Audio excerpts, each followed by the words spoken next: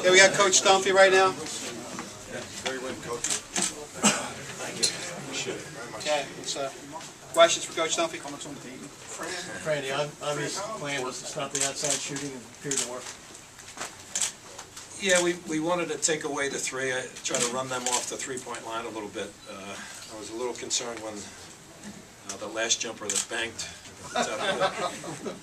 thought maybe it wasn't meant to be, but I thought we defended pretty well most of the game. Obviously, the Plumlee brothers were a handful. They were terrific inside.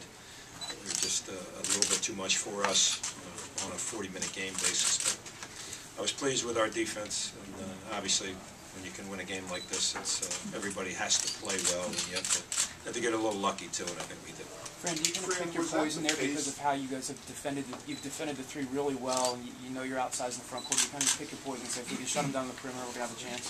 Yeah, I think you go into a game thinking that if they do beat you up inside and get a number of two-point field goals, it's going to prevent them from going on these killer runs, which that's what they do. I mentioned it before the game, saying that typically when you play them, it's a 10-0 run. You feel like you're in pretty good shape, and then you get a 10-0 run against you, and that 4-point deficit is now 14, and then they do it again in the second half. So I thought we stemmed the tide. There was a couple of big shots. One of the shots I think was Raleigh Jefferson's jumper. They had been on a little bit of a run, and Rob made a huge jump shot. I thought he was terrific. And I could say that about everybody. In order for us to win, everybody's got to do a great job.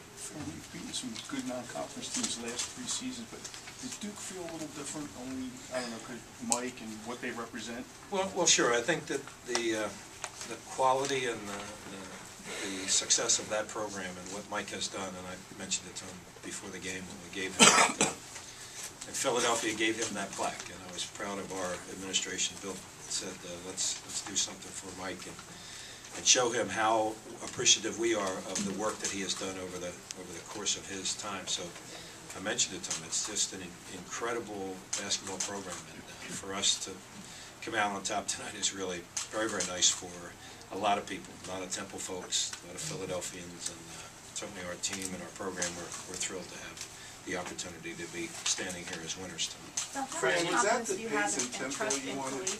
Excuse me? How much confidence and trust do you just have in Khalif? Yeah, he's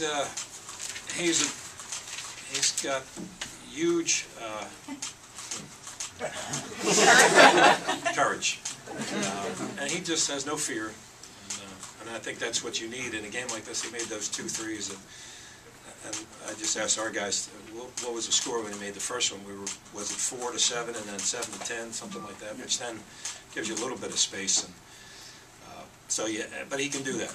And at the end of the game, he won him on the foul line because he's got that kind of guts. And he promises me that he is really attempting to play better defensively. So I trust in that before I lose my mind. They said that John, was that you who was asking that question?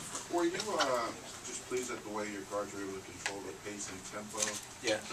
And was that what you wanted at that pace? Yeah, I think there was only one way we could win, and that is to manage the game and have those 3 guys, and they're pretty good basketball players, and they're gonna be able to make good decisions with the ball. And we did turn it over a bit too much, and I thought we forced a few things that we shouldn't have. But I think overall, those 3 guys did exactly what you need them to do, and then we get efforts like Raleigh and Anthony Lee tonight that were just terrific. Again, we can't, unless everybody's together, we can't win the game, but certainly it puts us at a good advantage when we have those 3 veteran kinds of guards. They said that you came into the locker room and said, okay, good win. Now I'm concerned about Dayton.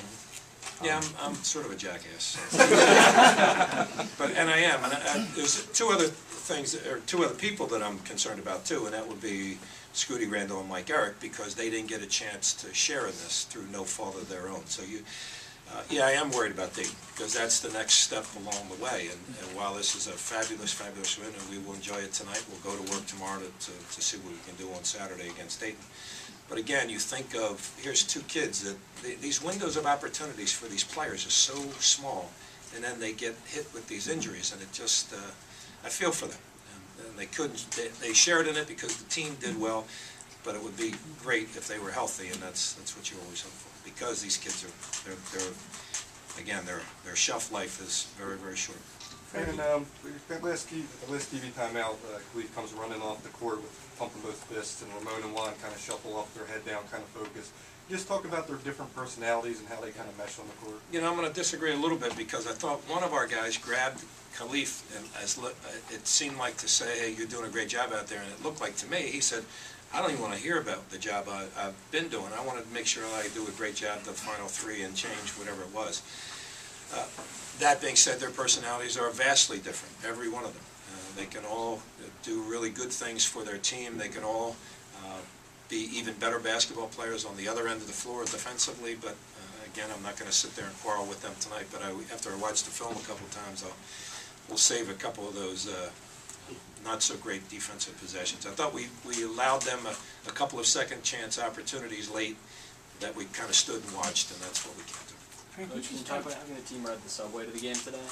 Yeah, we did that the last time we played, and I think it's the reason why we do it is because that's Temple. Over the course of Temple's lifetime, people would ride the subway to school. They would get out of the subway, go to class. They go back in the subway, go to their part-time jobs in order to afford the education that they got, and then go home. And so for us, it's kind of a tribute to all those Temple people that have done that for so many years. That's who we are, and we just wanted to let everybody know that we appreciate what Temple University is all about. Anthony leading off a little bit tonight? Oh my God! How about his jumper? No, and he knocked it out. Of course, he got a little too much confidence. He left wasn't as good as your jump shot in the second one. But I thought he did a great job. A couple of great drives to the rim to avoid the charge and finish the play, and then did a good job at the foul line too. I was proud of him. Fran, you gave Wyatt I thought it was a fairly lengthy rest right before he came out and hit the two. Were you trying to get his legs fresh, or no, he had 3 fouls, and as soon as we put him back in, he gets 4. You know, yeah. But each time it was, I didn't want to put him back in defensively. If I got to find a spot to get him back in offensively, okay. that's what it was. Okay. That being said, I've certainly made many mistakes on substitution over the years, but that was the reason. We just tried to save him because late in the game we want to get him the ball and get him to the foul line because he's pretty reliable there. And they all are. Coach, what about all the fans? I mean, this place, beginning-wise, before the game, it looked like it was maybe going to be 50-50, and then towards the end, it was going crazy. The number of students that came down, the number of people that came out in Philadelphia to support you had to make you feel good. Yeah, and they were supporting us, and I was very, very proud of that. There was one other team that they were supporting, too.